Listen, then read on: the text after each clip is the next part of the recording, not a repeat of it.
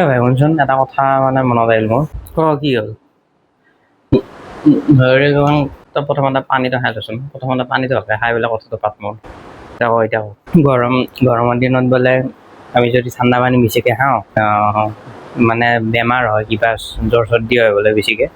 মোক মানুহ এটা কৈছিলে মানে তই কি ভাবো এইটো কথাটো তই বেয়া নাভাবা নহয় তাৰ মই কথা এটা বুজাই দি আছোঁ যেতিয়া আমি গৰমৰ দিনত খুব এক্সাৰচাইজ কৰি বা বাহিৰৰ পৰা যেতিয়া আহোঁ পূৰা বডিটো যেতিয়া একদম হিট আপ থাকে আৰু তেতিয়া যদি আমি এক্সেচিভ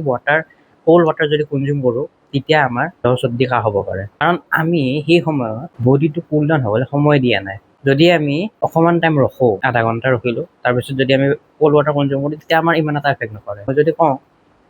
এজ ইউজুৱেল আমি যদি নৰ্মেল ৱাটাৰ কনজিউম কৰোঁ তেতিয়া আমাৰ কাৰণে বেছি বেনিফিচিয়েল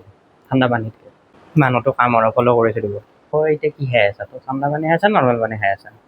মই নৰ্মেল ৱাটাৰে কনজিউম কৰোঁ ঠাণ্ডা পানী কেতিয়াবা খাওঁ আৰু ঠিকে আছে তই কবি না মই কওঁ নাই আজি তয়ে কৈ দে মই কৈ দিছোঁ হেয়াৰ স্মিটাৰ চেনেল ইউ আৰ চেমিটাৰ লেডিজ আউট